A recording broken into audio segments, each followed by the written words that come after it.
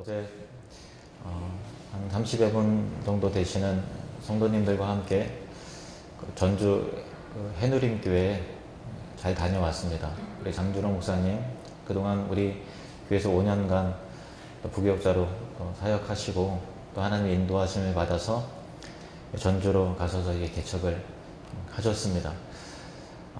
참 간판을 보는 순간 그 뿌듯함이 밀려오고 또 감사가 있어요.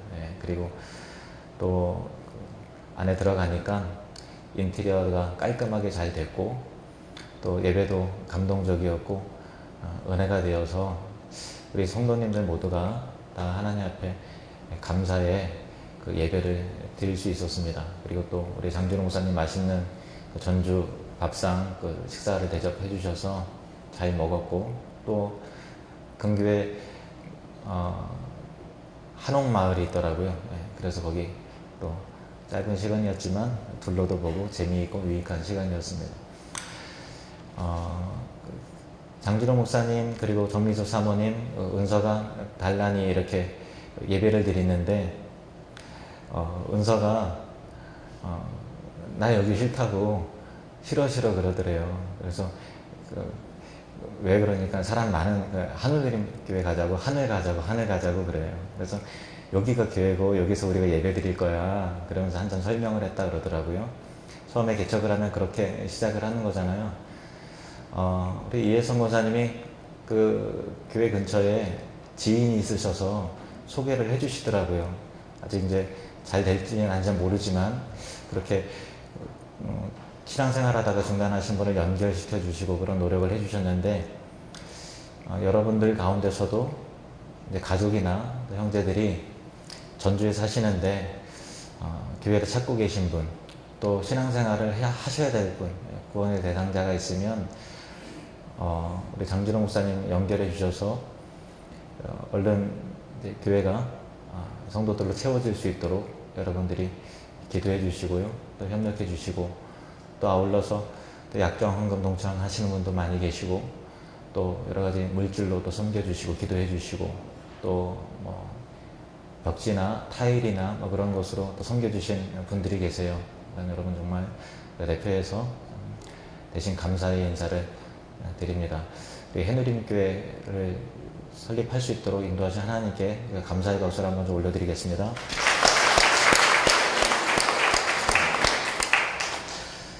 이 강단에서 성도 여러분들을 보면 투시의 은사가 있는 건 아닌데 각각의 삶 가운데서 어려움과 고충들, 기도 제목들이 있는 것이 느껴지고 보입니다.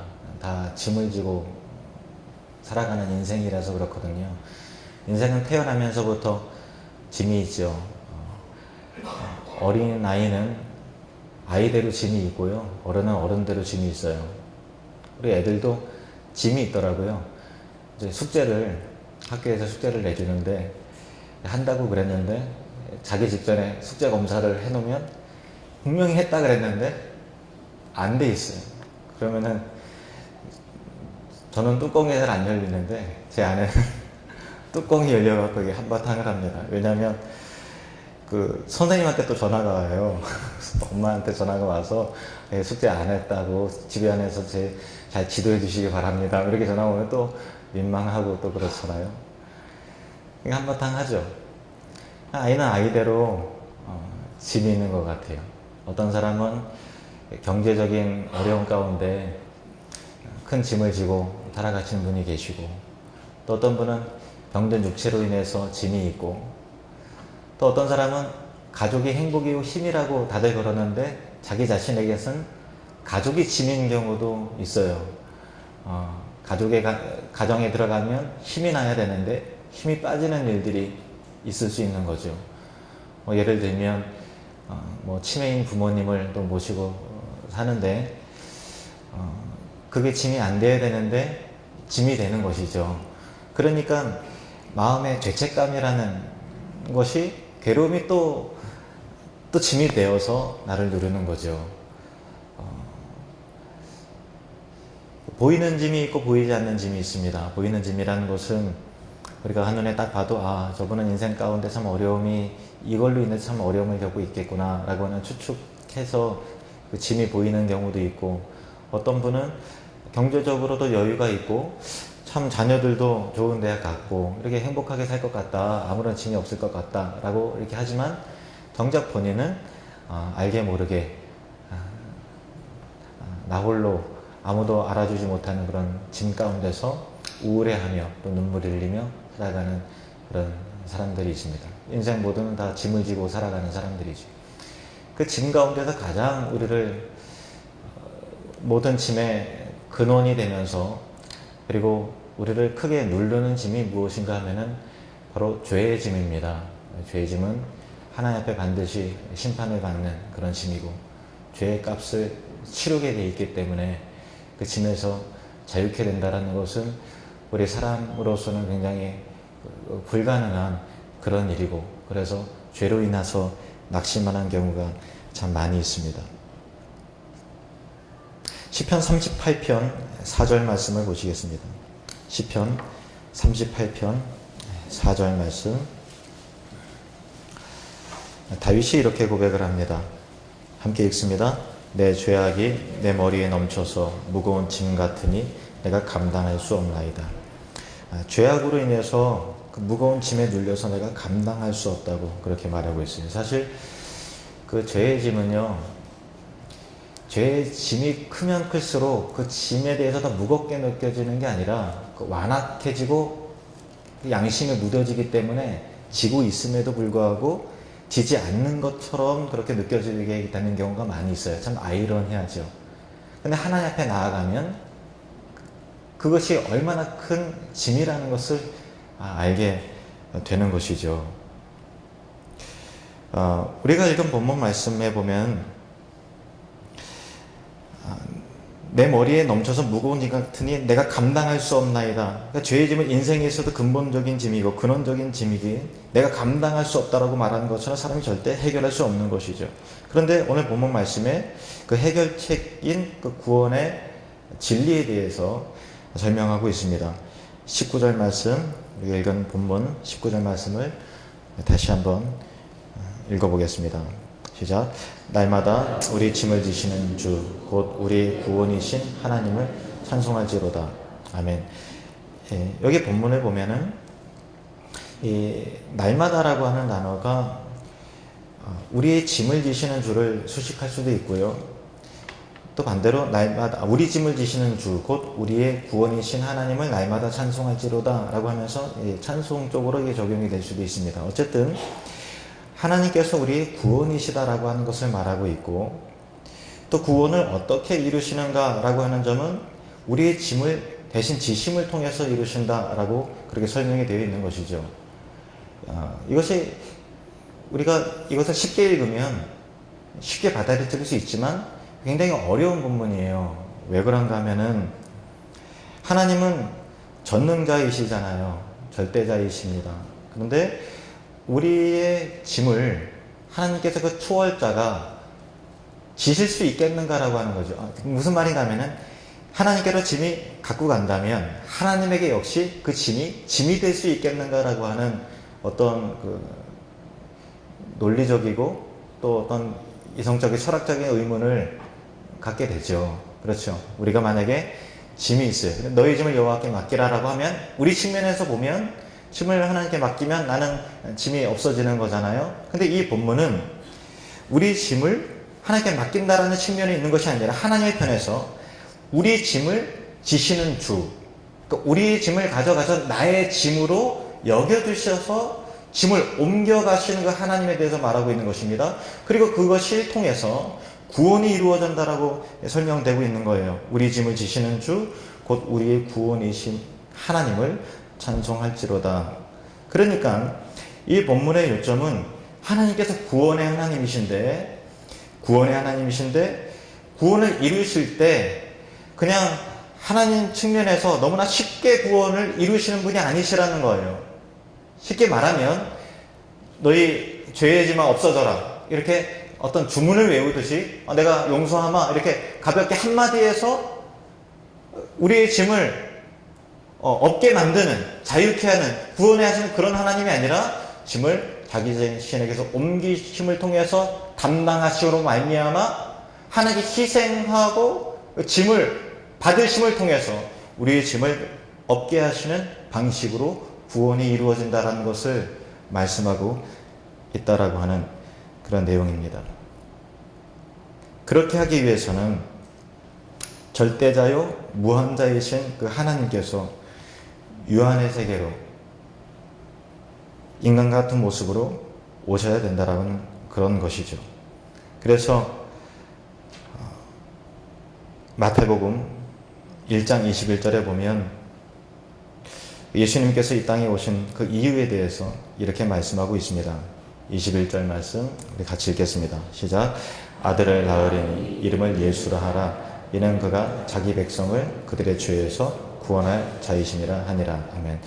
그들의 죄에서 구원하시기 위해서는 어떤 방식으로요? 그 죄를 자신의 죄로 대신 가져가심을 통해서 구원이 이루어진다라고 하는 그런 내용입니다.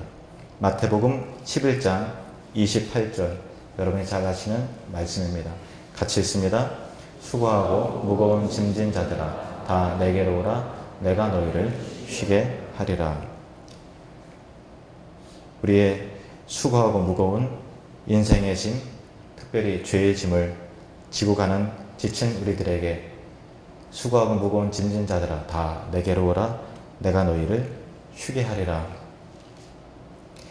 우리가 읽은 시편의 본문 말씀을 통해서 적용해 보면 하나님 우리의 구원이신데 우리의 지심을 통해서 구원을 이루신다. 그렇게 말씀하고 있습니다. 그래서 예수님께서 십자가를 지시는 것이죠. 마태복음 27장을 한번 보시겠어요? 이 본문은 여러분 직접 찾아보셨으면 좋겠습니다. 스크린을 통해서 나오지만 마태복음 27장 예수님께서 십자가에 못 박혀 죽으시는 그런 과정에 대해서 어떤 일이 일어나는가에 대한 그 내용이 마태복음 27장에 기록이 되어 있는데 예수님께서 잡히시고 재판을 받으시는 과정 가운데 재판을 담당한 이 빌라도가 아무런 죄가 없는 상식적인 측면에서 예수님은 아무런 죄가 없는데 그분을 죄인으로 몰아서 사형 판결을 내리는 것은 굉장히 양심의 가책이 되는 그런 일이었습니다. 그래서 예수님을 놓아주려고 하는 그런 노력을 하고 있는데 그래서 빌라도가 생각을 해냈습니다. 15절 말씀부터 보시면 명절이 되면 총독이 무리의 소원대로 죄수한 사람을 놓아주는 전례가 있더니 생각이 날 때 6월달에 명절이니까 무리의 소원대로 무리들이 요청한 대로 죄수 한 명이 놓아질 수 있으니까 그러면 이 방법을 통해서 예수를 좀 무죄 판결로 놓아줘야 되겠다. 이걸 좀 기회로 삼아야 되겠다. 그러면 되지 않겠는가 그런 생각을 하는 것입니다. 16절 말씀 보면 그때에 바라바라 하는 유명한 죄수가 있는데 그들이 모였을 때 빌라도가 물어 이르되 너희는 내가 누구를 너희에게 놓아주기를 원하느냐 바라바냐 그리스도라 하는 예수냐 하니 이렇게 무리들을 향해서 백성들을 향해서 묻고 있죠. 흥정을 하는 것입니다. 바라바를 놓아줄까 예수를 놓아줄까. 근데 바라바가 이렇게 흥정하는 이유는 다 예수님의 좌우편에서 죽은 양쪽 측면에 강도요 또 살인자가 있잖아요. 그러면 바라바라고 하는 유명한 죄수는 최소한 그 사형수들보다도 훨씬 더 죄가 무거운 사람이에요. 그래서 그래서 상식적으로 생각할 때 바라바는 놓아주면 안 되라고 하는 정서가 공유가 되는 것이고 바라바처럼 흉악한 사람이 무죄 판결을 받는다는 건 있을 수가 없어 라고 하는 그들의 상식과 정서에 호소를 해야만 흥정이 되는 것이죠. 그래서 빌라도 생각에는 이스라엘 백성들이 설마 그런 흉악한 죄수고 유명한 죄수인 그 흉악범인 바라바를 놓아달라고 한다는 것은 있을 수 없는 일이기에 하는 수 없이라도 그럼 바라바는까지는 아니니까 그럼 예수를 놓아주십시오 라고 하는 결론이 나오지 않겠는가 라고 하는 자기의 생각과 추측으로 흥정을 하기 시작하는 것입니다. 빌라도가 물어 이르되 너희는 내가 누구를 너희에게 놓아주기를 원하느냐 바라바냐 그리스도냐. 그들의 상식에 호소하고 있는 것이죠. 21절 말씀 보시면 21절에서 23절을 보시면 총독이 대답하여 이르되 둘 중에 누구를 너희에게 놓아주기를 원하느냐. 그들이 대답합니다. 이르되 바라바로소이다. 빌라도가 이르되 그러면 그리스도라 하는 예수를 내가 어떻게 하랴? 그들이 다 이르되 십자가에 못 박혀야 하겠나이다. 빌라도가 이르되 어찌미냐 무슨 악한 일을 하였느냐? 죄가 없는 거죠. 그들이 시기로 말미암아 소리를 지른 것입니다. 그들이 더욱 소리질러 이르되 십자가에 못 박혀야 하겠나이다 하는지라. 26절 말씀 우리 같이 읽겠습니다. 26절 시작. 이에 바라바는 저에게 놓아주고 예수는 채찍질하고 십자가에 못 박히게 넘겨주니라. 아멘. 바라바 입장에서 보면 이제 사형일을 앞두고 있는 것이고 죽기로 예정되어 있는 것입니다. 자기의 죄로 인해서. 그런데 바라바를 위한 십자가였죠. 근데 뜻밖의 예정되지 않았던 바라바 입장에서 봤을 때 특이한 일이 일어났는데 예수라고 하는 자가 잡힌 것이죠. 그리고 예수의 어떤 십자가의 죽으심으로 말미암아 자기가 대신 황당하게 풀려나는 그런 일이 생기게 된 것입니다. 십자가는 바라바를 위해서 준비된 거였죠. 갑자기 예수님이 잡혀온 것이고 갑자기 재판 아닌 재판이 막 이루어지게 된 것이고 갑자기 의인이지만 죄 취급된 예수님을 인하여 살인자 죄수 바라바는 자유게 된 것입니다. 여러분 질문입니다. 바라바가 의로워서 사형의 짐을 내려놓고 자유를 얻은 것일까요? 그렇지 않습니다. 예수님이 십자가의 지심을 통하여 단순히 그 사실로 인하여 구원을 얻은 것이죠. 하나님께서는 왜 바라바를 역사적으로 지금 이 순간에 등장시키신 것입니까? 바라바를 통해 구원의 의미가 어떠한 것이라는 것을 우리에게 전달하시려는 것이겠습니까? 예수님이 대신 죽으심으로 자유를 얻은 그 바라바는 누구를 말하는 것일까요?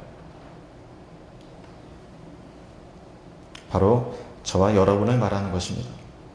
우리는 이렇게 고백해야 됩니다. 함께 고백해 볼까요? 내가 바라바입니다.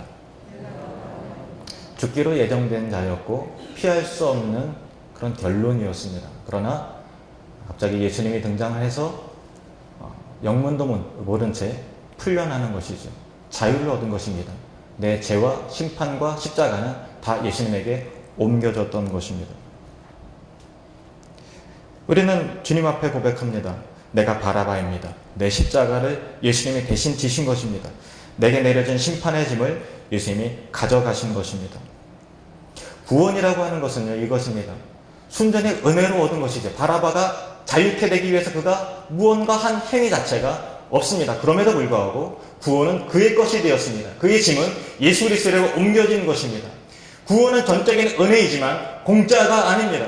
하나님께서 엄청난 희생을 통해서 그 죄값을 치르시고 짐을 대신 가져가셔서 자기의 짐으로 삼으신 것입니다. 대신 죽으신 것입니다. 그래서 우리가 얻은 구원은 값진 것이고 놀라운 것이고 감격적인 것입니다. 싸구려 복음이 아니라 눈물 나는 가치 있는 구원이며 은총인 것입니다.